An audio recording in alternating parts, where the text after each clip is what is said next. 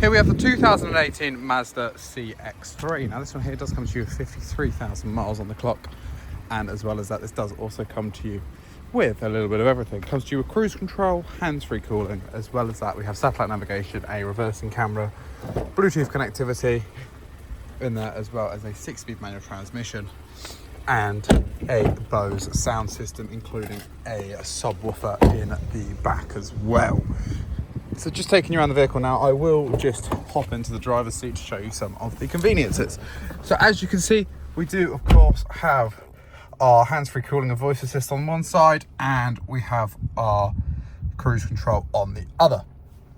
A heads-up display as well, which does not show up very well on camera, but you've got to take my word for it, it is not flickering in real life. As we do come over on to here, we do have our communications, entertainment, applications, navigation and settings. And if I do just pop the vehicle into reverse, you can also see we have a lovely reversing camera there, as well as parking sensors, meaning you should never scratch this in a car park. Heated seats as well for the front two passengers.